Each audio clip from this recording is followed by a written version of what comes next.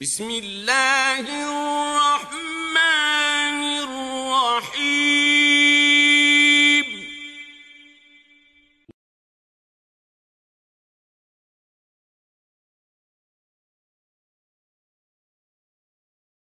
الحمد للہ رب العالمین والصلاة والسلام علی رسولہ الکریم وعلی آلہ وصحبہ اجمعین، اما بعد۔ بسم اللہ الرحمن الرحیم۔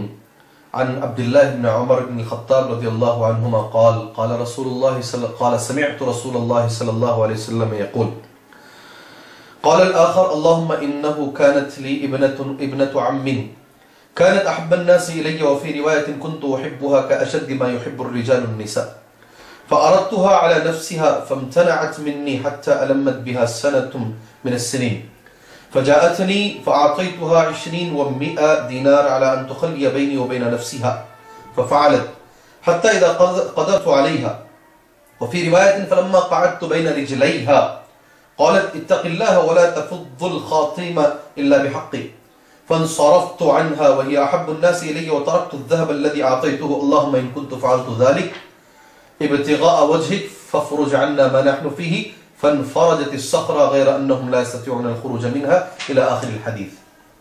محترم دوستوں، میں نے اس سے پہلے یہ حدیث پڑھی ہے اور اس حدیث کا پہلا ٹکڑا میں نے پڑھا ہے۔ راوی حدیث ابن عمر کے بارے میں بھی میں نے کہا ہے۔ آج اس حدیث کا ہم دوسرا ٹکڑا پڑھنے جا رہے ہیں۔ دوسرا آدمی جو سفر میں تھا اور غار میں یہ لوگ سپڑ گئے تھے، غار کے دہانے پر ایک چٹان پڑا ہوا تھا۔ پہلے آدمی نے ماں باپ کی خدمت اس کو وسیلہ بنایا، یہ دوسرا آدمی ہے، یہ کیا کہتا ہے ذرا سنیے گا۔ رہا دوسرا شخص، سبحان اللہ، اس نے دعا کی، اے اللہ، میری چچازاد بہن تھی جو مجھے سب سے زیادہ محبوب تھی۔ دوسری روایت کے الفاظ یہ ہیں، میں اس سے اتنی شدید محبت کرتا تھا جتنی کہ زیادہ سے زیادہ محبت مردوں کو عورتوں سے ہو سکتی ہے۔ میں اتنا چاہتا تھا اسے، بس میں نے ایک مرتبہ اس سے اپنی نفسانی خواہش پوری کرنے کا ارادہ کیا لیکن وہ آمدہ نہیں ہوئی، سبحان اللہ، اور اس نے انکار کر دیا، حتیٰ کہ ایک وقت آیا کہ قحط سالی نے اسے میرے پاس آنے پر مجبور کر دیا، سبحان اللہ۔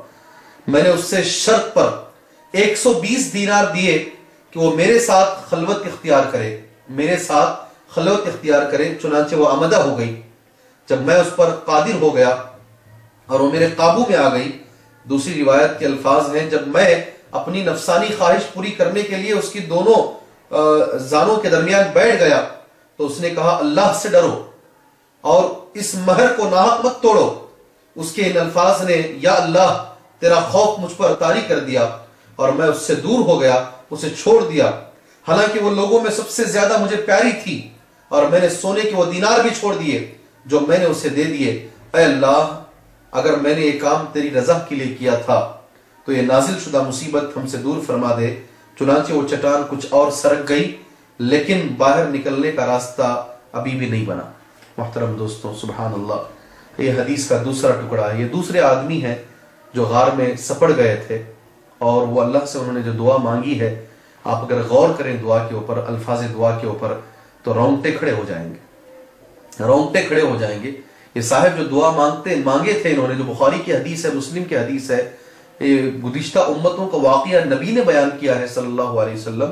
ایک عورت تھی جو سبحان اللہ کہتے ہیں کانت ابنت عم، جو میرے چچا، میرے پھوپھی کی بیٹی تھی، سبحان اللہ، کانت چچا کی بیٹی تھی، چچاداد بہن تھی، چچا کی بیٹی تھی، بہت خوبصورت، اور یہ صاحب اسے بہت زیادہ چاہتے تھے، اور ایک مرتبہ انہوں نے اس کے ساتھ زنا کا ارادہ بھی کیا، خلوت کا ارادہ بھی کیا۔ وہ پاک عورت، سبحان اللہ، وہ نیک سیرت اور اپنے آپ کی حفاظت کرنے والی عورت، اس نے کہا اللہ سے، اس نے نہیں مانا، اس وقت نہیں مانا۔ پھر وہ غریب ہو گئی، گھر میں مجبوری آ گئی، قحط سالی آ گئی، کھانے کے لیے ترسنے لگی، تو ایک مرتبہ میرے پاس آئی، میں نے موقع کو غنیمت جانا۔ یہ شخص کہتے ہیں 120 دینار سونے کی اشرفیاں میں نے اس کو اس شرط پر دی کہ تو میرے ساتھ خلوت اختیار کرے گی۔ مجبور تھی، کھانے کے لیے کھانا نہیں تھا، اس عورت نے رضامندی بھی کر لی۔ اللہ اکبر۔ وہ عورت کہتی ہے جب یہ شخص اس کے ساتھ غلط نیت کے ساتھ زنا کرنے کے قریب ہوا، اس عورت کی زبان سے یہ لفظ نکلا، سبحان اللہ، اتق اللہ اتق اللہ، اللہ سے ڈر، اللہ سے ڈر۔ یہاں کوئی نہیں دیکھ رہا ہے، اس دیواریوں کے بیچ میں کوئی نہیں دیکھ رہا ہے، یہاں اللہ دیکھ رہا ہے۔ اور اس کو ایسے ہی مت توڑ، اس کو غلط طریقے سے مت کر۔ ولا باقاعدہ اس کا جو لفظ ہے ولا تفض الخاتم الا بحقہ، کہ تم مہر کے ساتھ اسے حلال کر۔ یہ مہر، یہ نکاح کے بعد یہ چیز ممکن ہے۔ جیسے ہی اس نے لفظ اتق اللہ کہا، اللہ سے ڈر، اللہ تیرا خوف میرے سینے میں آ گیا اور مجھے ڈر ہونے لگا، میں تیرے لیے اللہ تعالیٰ، میں نے اس لڑکی کو بھی چھوڑ دیا اور اس پیسے کو بھی میں نے چھوڑ دیا۔ اے اللہ، وہ کام اگر میں نے تیرے خوف کے لیے کیا ہے، میری نیت میں تیرا خوف رہا ہے، میرے سینے میں تجھے راضی کرنا رہا ہے، اے اللہ اس چٹان کو تو ہٹا دے۔ اللہ تبارک و تعالیٰ نے اس کی دعا سن لی اور اللہ نے تھوڑی سی چٹان کو الحمدللہ ہٹا دیا۔ محترم دوستوں، بہت بڑی حدیث ہے۔ کئی لوگوں کے ساتھ زندگیوں میں اس طریقے کے ملے جلے واقعات پیش آتے ہیں، ان کے لیے دلیل ہے یہ حدیث، ان کے لیے اصول ہے، رہنما اصول ہے یہ حدیث۔ ہم اللہ سے دعا کرتے ہیں اللہ تبارک و تعالی ہمارے اندر بھی وہ ضبط نفس پیدا فرمائے، ہمارے اندر بھی وہ ضبط نفس جس کو کہتے ہیں وہ پیدا فرمائے، ہمارے سینے میں بھی اللہ کا خوف اللہ تبارک و تعالیٰ بٹھا دے کہ ہم گناہ کے قریب بھی نہ جائیں، اگر کبھی شیطان لے کر بھی چلا جائے اللہ کا خوف ایسا ہو کہ ہم واپس پلٹ کر چلے آئے۔ اللہ سے میں دعا کرتا ہوں اللہ ہمارے نیتوں کے اندر اخلاص پیدا فرمائے، آمین۔ وصلی اللہ علیہ نبی الکریم۔ السلام علیکم ورحمۃ اللہ وبرکاتہ۔